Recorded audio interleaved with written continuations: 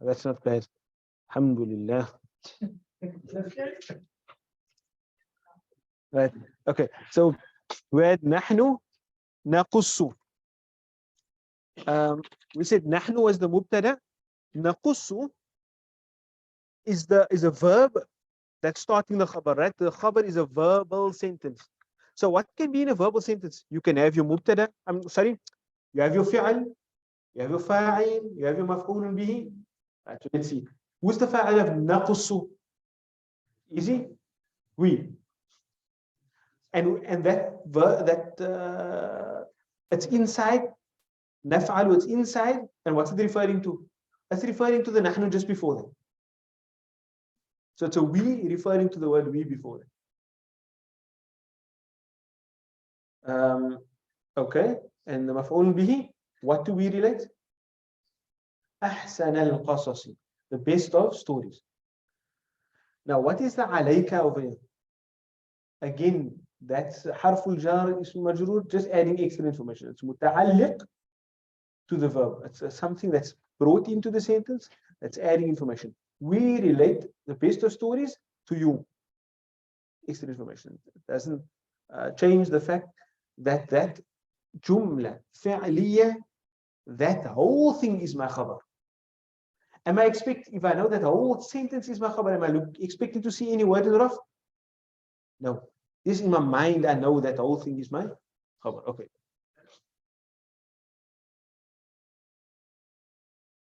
It's ahsana, and al-qasasi will be mudafun ilayh. Right. وَهُمْ لَا يَشْعُرُونَ.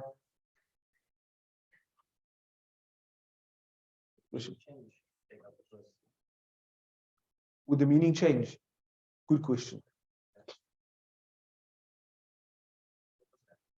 No? Remember, who's the fa'il? It's inside. What is inside there? Nahnu. So the verb wouldn't have to change. The meaning, the literal meaning of it wouldn't change. Right? But the emphasis in the sentence would change. Because what would come first then? The verb would come first.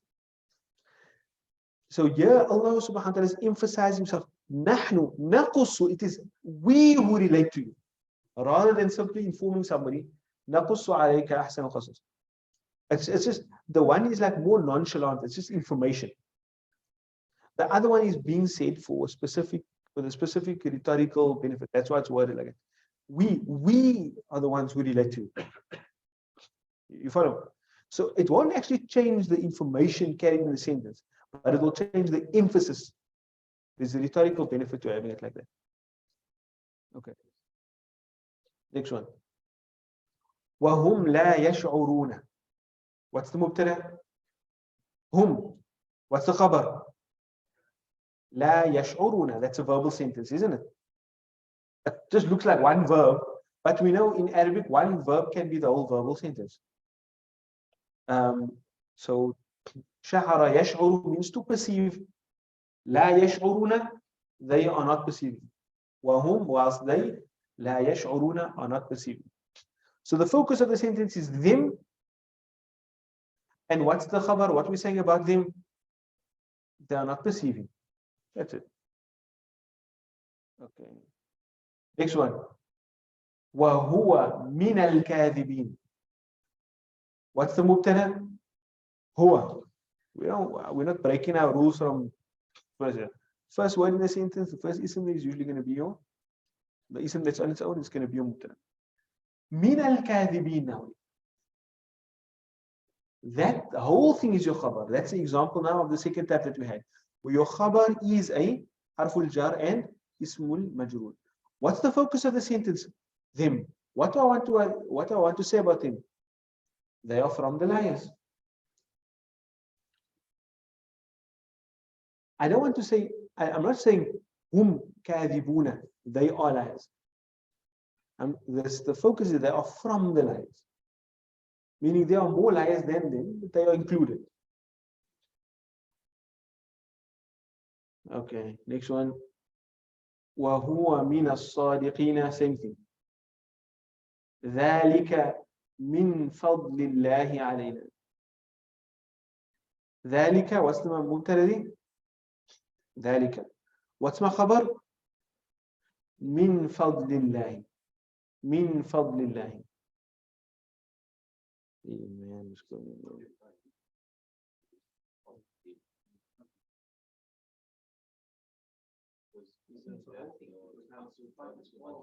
حرف الجر اسم مجرور المضاف إليه is connected to it. It forms part of that whole sentence fragment. So you will say that the whole thing is the khabar. من فضل الله. من فضل الله. And the علينا, that is again, that's a harful jar and ism majroor that's adding extra information to the word fadl, to fadlillah. Yeah. Another one, alhamdu lillahi. This, okay, we have a long sentence. Alhamdulillahi alladhi anzala ala abdihi al-kitaba. What's my mubtada? Alhamdu. What's my khabar? Lillahi. The alladhi anzala ala abdihi al-kitaba. That alladhi is a sifa for Allah. But it's also ismul mawsul.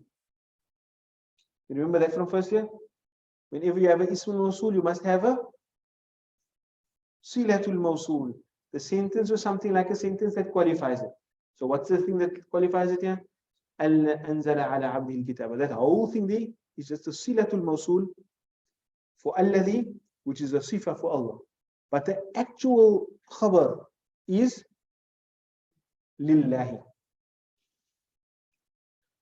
So we had a jumla ismiya, sorry, jumla fi'liya, we had a harful jar ism majroor. Let's see now. Yeah, 15. طائركم معكم. طائر is my what? Mubtada. First word in a sentence, right?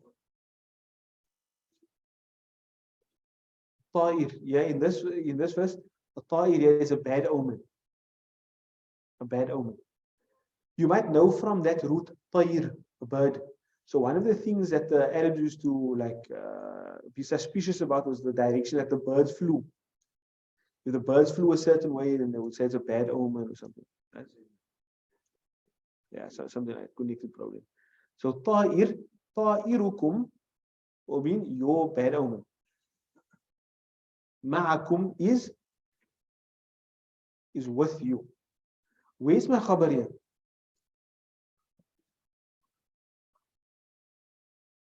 What did we say? The ma'a plus the kum, the dharf plus the mudaf ilayh. So can you see ma'a is the dharf with the mudaf ilayh. It's a dharf makan.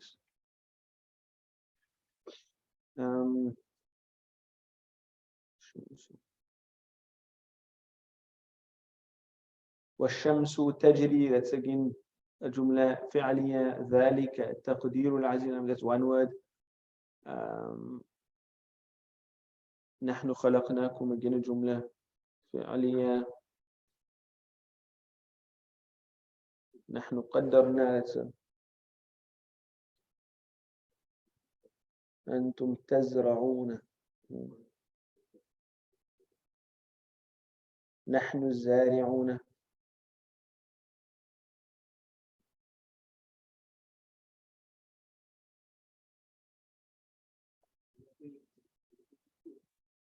وما نحن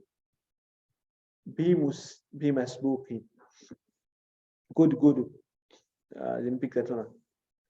Ma is a particle of negation. And the khabar of the sentence that starts with a ma will usually have a ba on it. If you have a ma at the beginning of the sentence, then ma is there for the purpose of negating the sentence, making the sentence negative. Then the khabar will have a ba on it. But the ba is what kind of harf? Harful jar. So, وَمَا نَحْنُ بِمَسْبُوقٍ. What's my mubtada here? نحن. What's my خبر؟ بمسبوقين. حرف الجر اسم مجرور. Is there any word in رفض? No, there's no word in رفض. Why? Because my خبر isn't a single word. My خبر is a حرف الجر اسم مجرور. That's just how the word, when there's a maf that negates the entire khabar, then there will be a prior at the beginning of it. That's just the rule.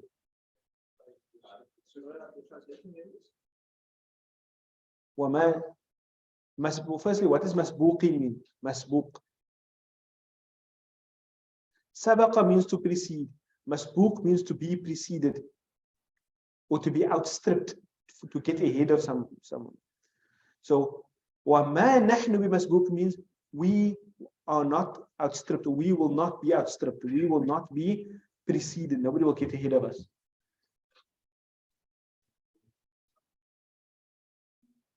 Why it's called sabaq? Because it's what's in front. So in the race to get to the journey to get to the end of the Quran is what's right in front of it. So it's called sabaq. A new word.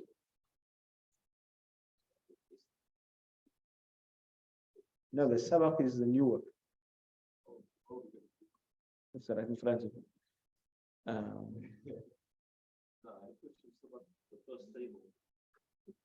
What the first table? Okay.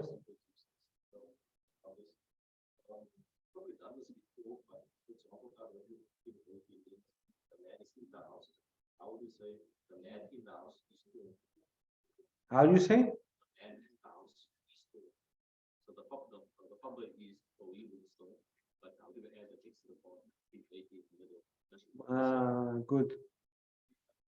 That's not the public. Yes, yes. So now what you will then have, if you want to say الرجل في البيت طويل, then it will be said like that. الرجل في البيت طويل. But what you'll know there is because you see the one word as the khabar, you'll know that harful jar and ism majrur is an insertion into the sentence that's simply there to give more information about the mubtada. And then what happens if it wasn't a single word, it was a global sentence? So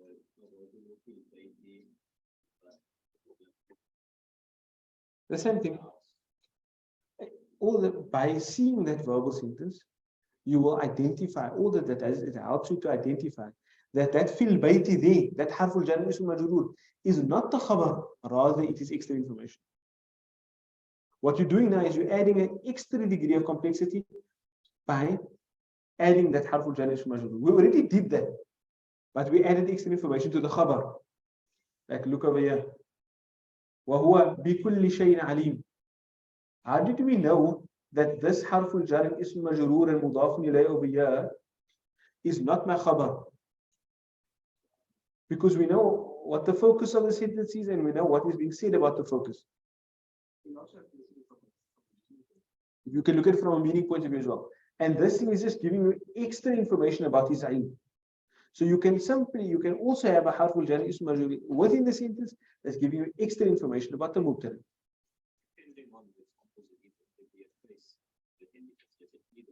Yes. Use a verbal sentence maybe something else.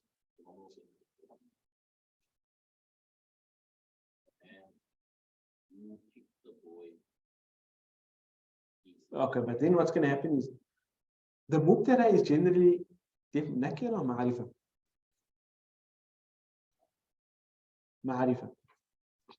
The mubtada is ma'arifa. Now, when you want to describe the ma'arifa word with a sentence, then usually add alladhi.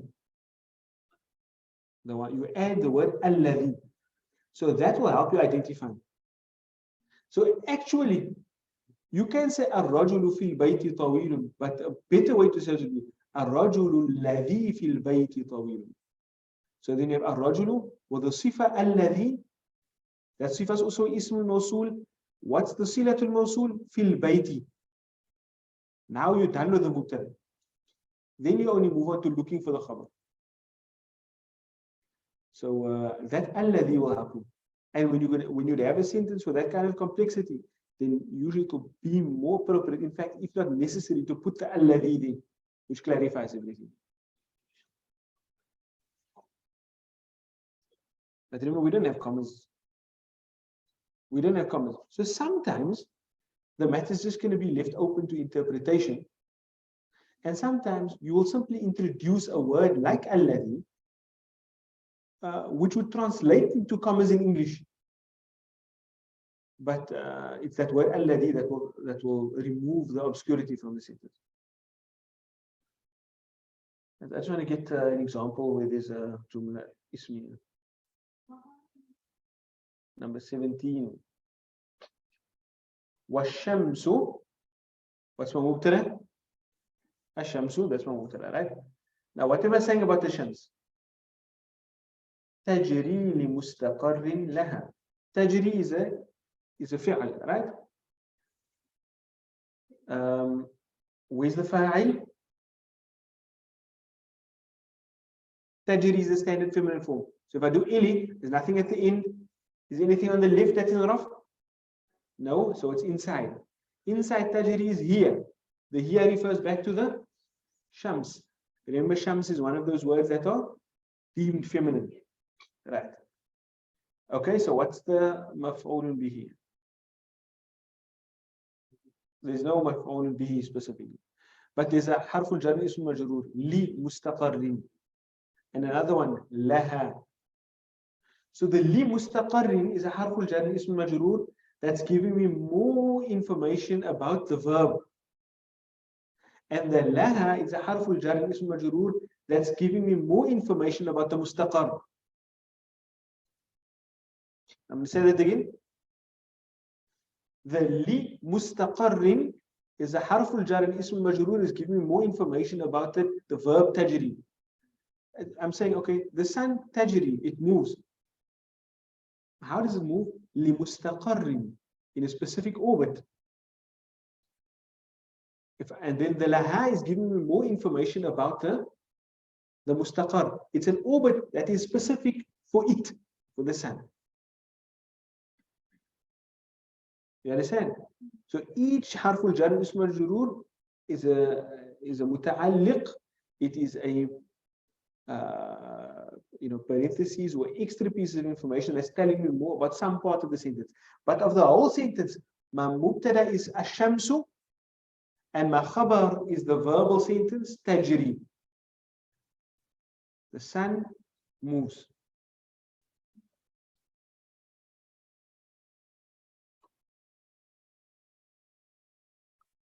So when you say component of that style and that's the component of not everything that's extra.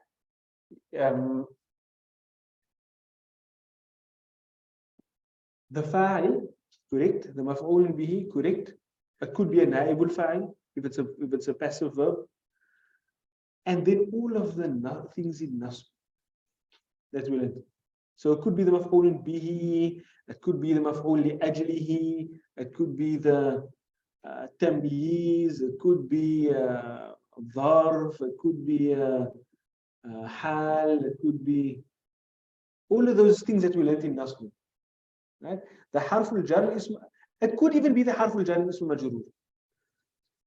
Because sometimes, remember when we did the maf'ul bihi? Now that's now just stretch for me to call right? But I mentioned to you that sometimes the maf'ul bihi can also come in the form of a harful jar ism majroor. Don't remember that. But if you go back in your notes that we did much, I think maybe one of the first lessons in Nahwu of the year, of this year, I mentioned that. I can actually page to that.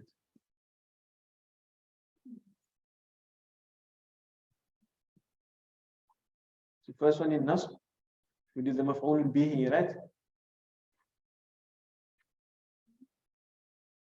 Then we did our first lesson on that, and then I had some advanced examples. And under the advanced examples, and then I had right at the end, وَمَا أَرْسَلْنَا مِن رَسُولٍ. That means that we translate it as any. We did not send any messenger. So the maf'ul bihi itself is the sorry, the harful jar ism majroor, that's in the place of my maf'ul bihi.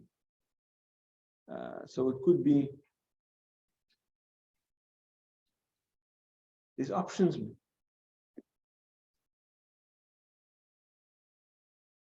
So it could be any of those things.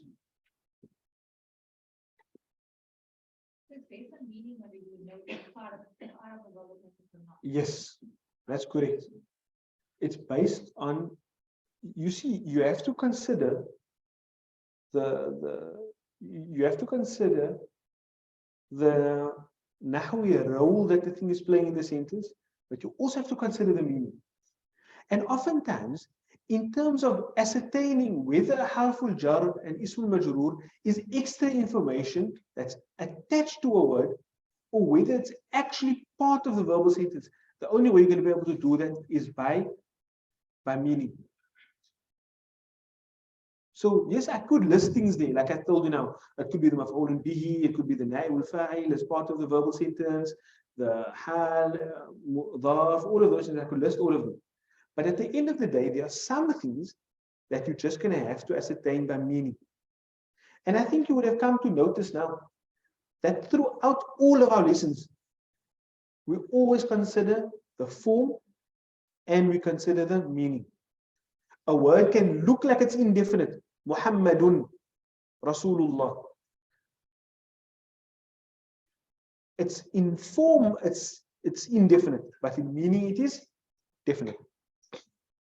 So we always consider the word, a word tayr, for example. Tayr is an individual word, but it's a collective noun. So in form, it's a singular word, but in meaning, it's referring to a collective. So when I refer to it, I'll treat it as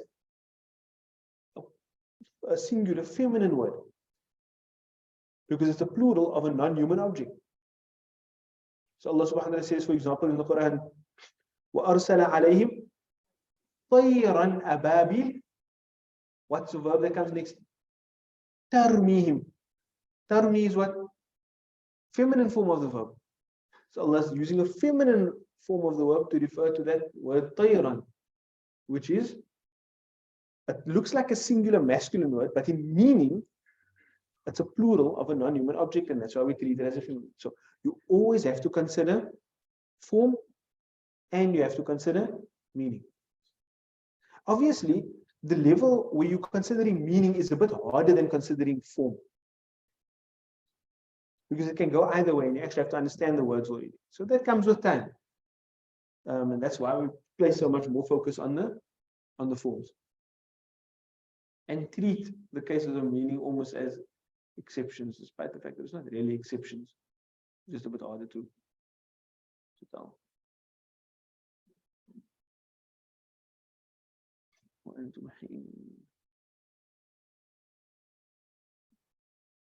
Yeah, okay, we don't have one way.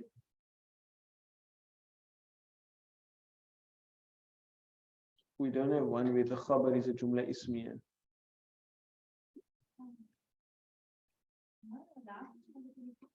Number 24. What's the thing saying? Antum tanzuruna. حينئذ. أنتم حينئذ تنظرون. You are حينئذ. What does حينئذ mean? حين at that time. So that's a ظرف. That حين is a ظرف. إذن is a مضاف إليه. They just look like they're one thing. حينئذ تنظرون.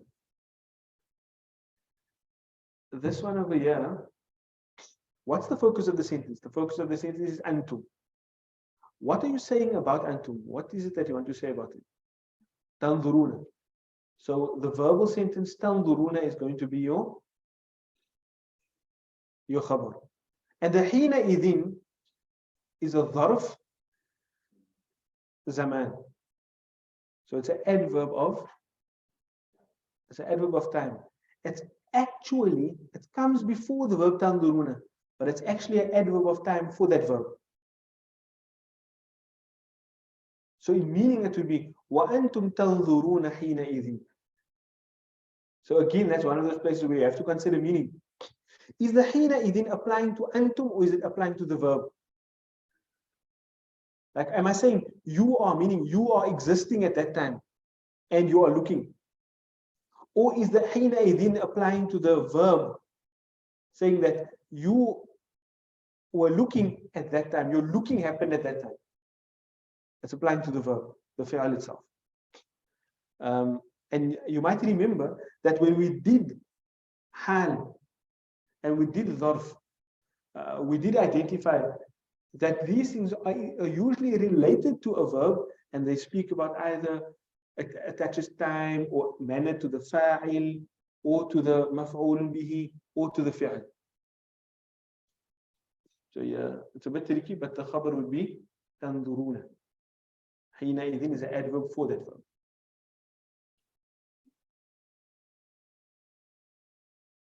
Okay. Look here. Don't crack your head up too much about this stuff. Let's tell you why. It's important to know it. It is important to know it and have it, organized in your mind. But the reality is, if you apply the stuff that we learned in first year, right? If you apply the stuff we learned in first year, you will be able to formulate an understanding of the sentence. A basic understanding of the sentence. What these things allow you to do is look into a deeper element of interpretation. What exactly is this thing related to? Right? And that does have a role, and that role comes in strongly in the Quran. Right? Because the Quran is not a simple text. It's not like it's a linguistic miracle. It's deep. No matter how much more Nahwu, Sarf you learn, all that you're going to be, no matter how much more Nahwu, Sarf, Balagha, whatever aspect of language you're going to be learning, you're going to be unpacking more things in the Quran. And like from the time the Quran was revealed until now, scholars, Mufassirin, they still highlight, here's a figure of speech that wasn't mentioned before. This person found 21 figures of speech in this verse. I found 40. Scholars still today doing that. So, and that's what adds to the linguistic miracle of the Quran. As the more you learn, the more you will be able to unpack, the more you'll be able to understand and see it. So when I say, don't crack it too much about it, I mean, you can form a basic understanding, but this will certainly add depth to it. Right? But, give it time. Right? So I think we're in here for now, inshallah. Our time is up. We will continue next week, bi'idhnillahi ta'ala. All right, jazakumullah khairan. Assalamu alaikum wa rahmatullahi wa barakatuh. وعليكم السلام ورحمة الله وبركاته. جزاكم الله خير. Alaikum. Maulana was still send us a note Which ones? from last week and this week. The exercises. The exercise and the other, the 5 things, the one word, the normal Oh, sentence. sorry, didn't I send it out? I No. think the whole book was sent to you. I'll have it sent to No, you it- next week, inshallah. Jazakumullah khairan Okay, for so reminding me. So,